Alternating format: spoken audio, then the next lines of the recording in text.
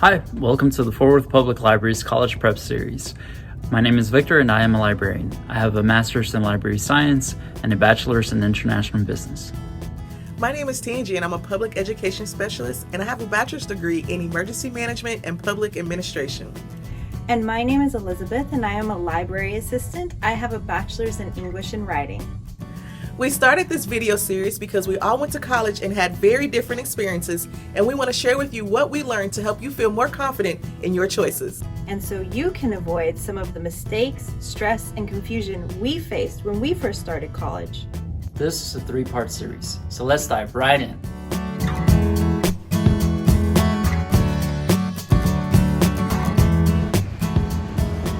Hey Tangi! I finally saved enough to buy my car!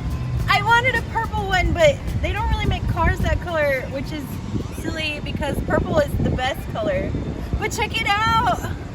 Now I don't have to have my mom drive me to college every night. Second semester is going good. It was intimidating at first, but I've got a good routine now. I signed up for an intro to botany class. Some of the best college advice I got was to talk to my professors. I did, and the biology professor told me that there are degree programs like agriculture and forestry that could lead to careers in conservation. My community college didn't offer those specific degree options. I didn't want to transfer schools, so I worked hard to graduate with an associate's of biology instead. I'd outgrown my job at the grocery store, and I was ready to use my new degree. But where to start?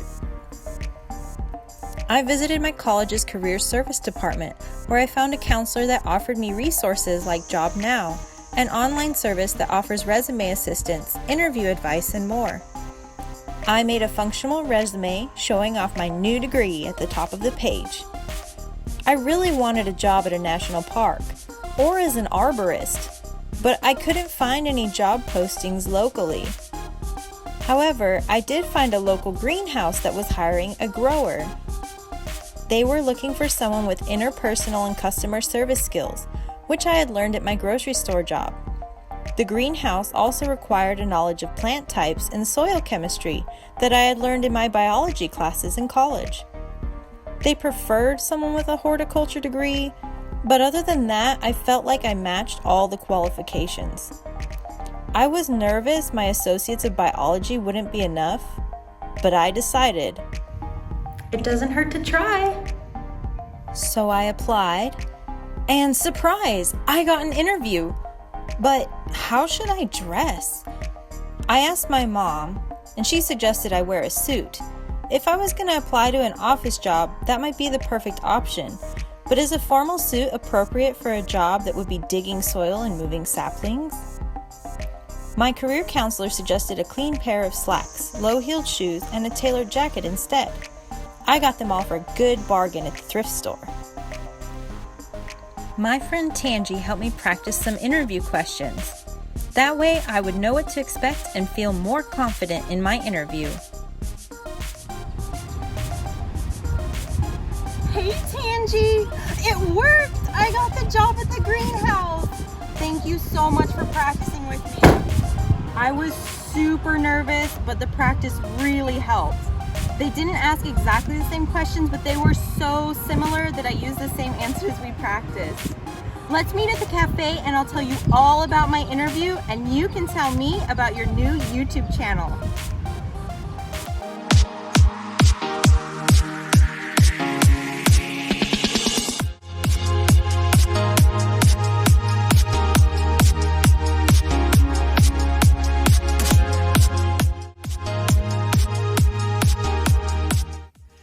Hi guys, thank you so much for tuning into my channel and joining me for my first video as a college graduate. Go ahead and hit that subscription button so that you can hear all about my journey into adulthood. So college is all about growing and making decisions or choices. So I'm going to tell you about 3 great strategies that I use that really helped me make it out of college. Strategy number 1, find some friends. When I first went to college, I was a little nervous because I was moving out of town alone, but moving into student housing apartments with 4 other roommates helped me create instant friendships. Plus, I made it my job to socialize with people in class by asking them if they wanted to meet up and study, And not only did this help me study, but it also helped me expand my circle of friends and network. And this brings me to strategy number 2, network early. College is one of the best places to network because you're surrounded by people going after the same goal that you are, and then that goal gets even more specific when you begin taking courses in your major. I attended numerous writers' conferences before I even began my major, and meeting folks there helped me get a good reference for an internship with a local magazine. And last, strategy number 3, which is probably one of the most important decisions you can make in college, is that I made appointments with my advisor twice a year to make sure that I was on track to finish my degree plan. This proved to be extremely important because working at my internship helped me realize that I really didn't want to work at a magazine anymore. So I worked with my advisor to find that I really enjoy public relations, so I changed my major. Now, changing my major did put me a semester behind because all my credits from journalism didn't transfer over to public relations, but it was still a good decision. I graduated this week with a bachelor's degree in public relations and business, and I'll be working at a firm that provides PR for some popular celebrities that you may know. Hello everyone. At the start of my college journey, I saw myself being drawn to teaching, but then I really fell in love with business. Getting my bachelor's degree wasn't easy. All-nighters, stressing about tests, making ends meet, and madly studying to pass Dr. Morales' finance class. Although at times, it seemed like we wouldn't make it, and the odds were stacked against us, it turns out if you hang in there, if you're willing to try one more time and persevere, you can make the grade. And it doesn't matter if you blow it out of the water or si muy apenas pasas de panzazo. What matters in the end is that you make it. I met a lot of really great people in college. Most of my classmates landed jobs as accountants, marketers, sales representatives, and other things. But I took a class in communications and was really drawn to how communication works. I am truly fascinated as to how people interact with one another and how sometimes people are better at connecting with others. After graduating with my bachelor's, I am going to take 2 years off from studying to gain some real-world experience by working. Later, I am going to apply to grad school to get my master's in communications and then maybe even a PhD. Some universities are renowned for their master's and doctorate programs, but usually these schools focus on specific areas such as psychology or management. So, when choosing a master's or doctorate program, I need to choose carefully and may have to go to a new school in a different city, state, or country, as one university might have more funding for my area of interest. However, a different university might have a well-respected professor in my field of choice. I don't know yet, but one day I will be doing research in communications and teach students at a university as to how to communicate effectively. There is an old proverb that says, "Where there is no vision, the people perish." To put it in modern terms, if you aim at nothing, you can expect nothing in return. Don't let life pass you by and wonder what happened later. Start today. You are the captain of your ship, the CEO of your life, the master strategist for where you want to be 20 to 50 years from now.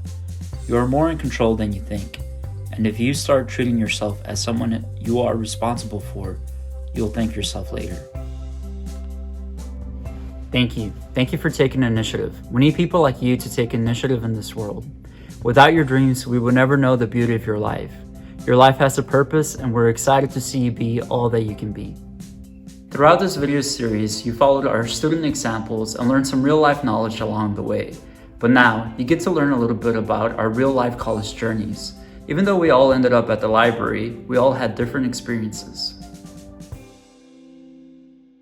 My parents had instilled a love of education in me from a very young age.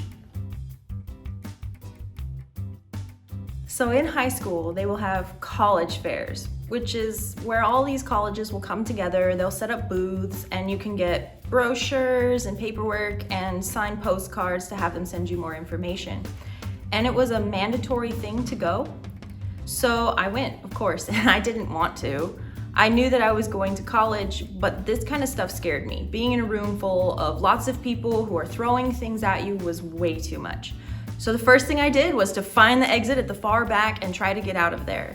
And as I was trying to escape this horrible, messy room, someone did hand me a brochure. It was from the university that I picked, McMurray. Turned out to be a private Christian college. And they just handed me the stuff and I filled it out because I just wanted to get out of there, and I left. And that turned out to be a pretty good decision. It was much more expensive, and it was in an entirely different state because I grew up in New Mexico and this school was in Abilene, Texas, where I'd never been before. But I chose that school because I felt comfortable with the choice, because I had made a choice. And that was really what I needed, is I had too many options, I was overwhelmed, and just making that choice suddenly took away so much stress. So one of the mistakes I made in college is not understanding how scheduling works. So I was used to high school where you would get there at 7:30 in the morning or earlier, and classes would start at 8 and you would stay there until 3:15 or later if you had clubs. And so when I made my schedule first semester of college, I chose an 8 a.m. class. I scheduled classes all throughout the day, and I loaded up my schedule to the max. I think I took 21 hours that first semester. And the first semester I was fine. First semester I was still in high school mode. I was still used to this level of daily work, but I was not used to the level of projects on top of now having to live on my own in a new state. So the second semester I took a few less, and by the time I left college, I think I was taking between 14 and 16 hours instead, and that was a much more manageable course level load. My best college advice for you is to talk to your professors. They're people too. They'll have great life experience they can share with you. Plus, they work in this system. They know the tips and tricks to give you. So if you're struggling with something, ask them. If you're having trouble with a bad grade, ask them. Read the syllabus though. They hate having to tell you to read that again. So my last year of college, I worked as a tutor in the university library. It was a work study job, so I got paid a little bit of money and it helped me with my tuition. And that gave me experience so that when I graduated, I went back home to New Mexico, and my mother's university was hiring a tutor, so I worked there for a few years. And then I moved back to Texas, started working in a library after I couldn't find any tutoring jobs around, and I loved it so much that I stayed. And I've been here for 3 years and I've enjoyed it, and I've met great people, and I love the work. I love helping people, and I love watching people learn new things.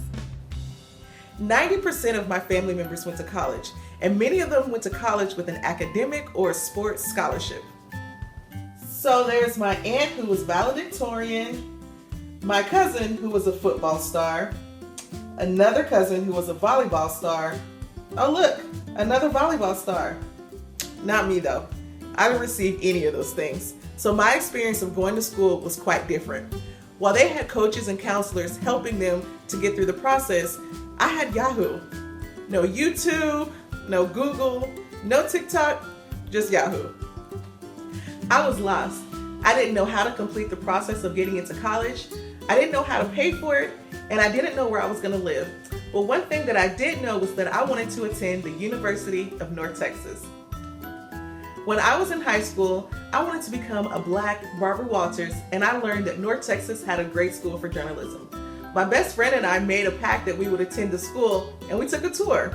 I love the fact that UNT was big yet small, and close yet far away from home. I ended up going to UNT, but my best friend broke the pact and went to another school. One of the things I wish I had done differently was work harder and study early on in college. I was an okay student in high school, but okay high school students make failing college students.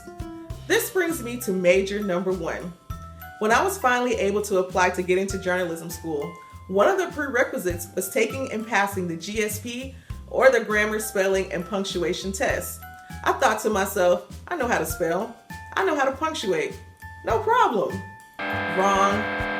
I took my poor studying skills and applied them to studying for the GSP test and failed. I didn't understand how I could be so good at writing in high school, but be so bad in college. I should have studied and taken the test again, but I was so disheartened that I never tried again. This brings me to major number 2, geology. I did pretty well in geology. In fact, I made my first straight A's in these classes, but I soon fell out of love with it once I realized how much math was involved. My last and final major was emergency management. It took me a few years to take college seriously, but once I did, I began to make the dean's list and president's list each semester, and I got an internship and graduated with a degree in emergency management and public administration. Now, how did I end up working at the library with a degree in emergency management? I worked in emergency management for a while, but I found that I liked working with children even more, so I found a job in recreation. I love planning and creating programs and events so much for kids that it didn't even feel like work at all. I had almost worked in recreation for 8 years, and then one day I decided I wanted to learn more.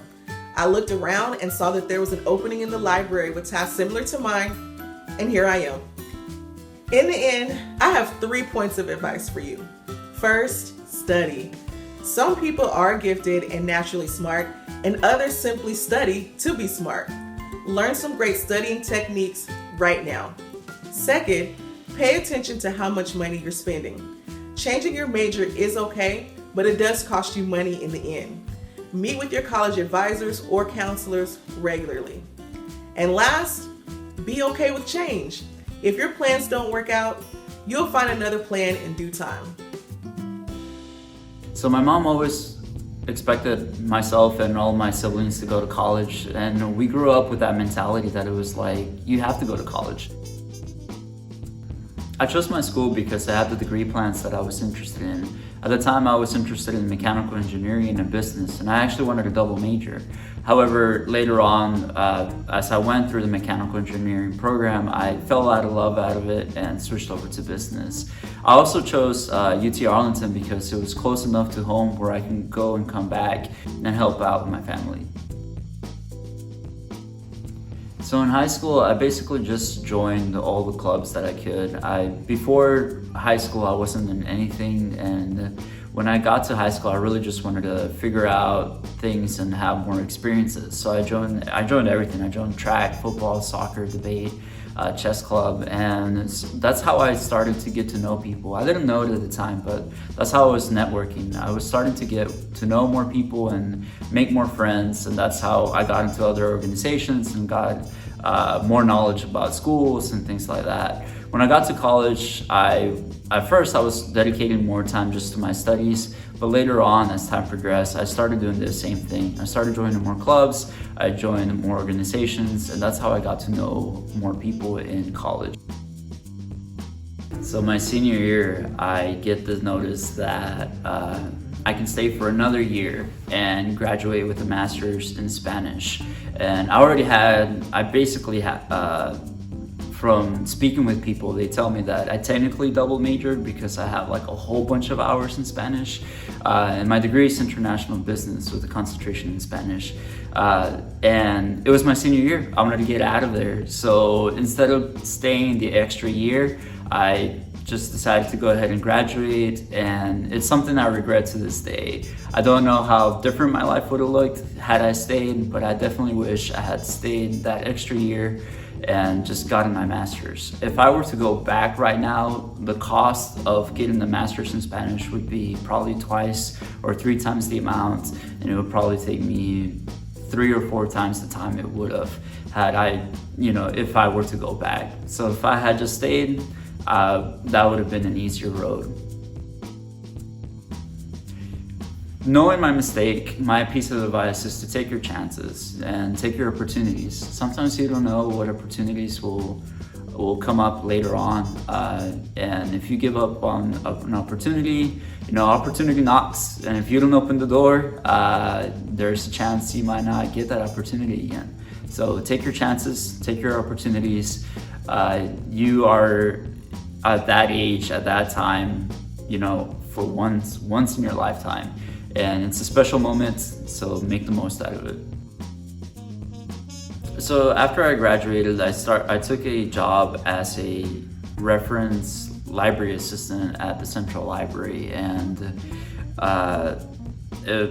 it was great. But after a year, I really started thinking about what I was doing. And in business school, they always teach you that the fastest way to your destination is a straight line. So after a year, I just really started thinking about what I was doing. I really was honest with myself if I really liked my job and what was the benefit of it. And I started answering those questions, and I realized that I was helping people, that I was making a difference in my community, that there are the libraries, when they're done right, they can really be a influence in everyone around them.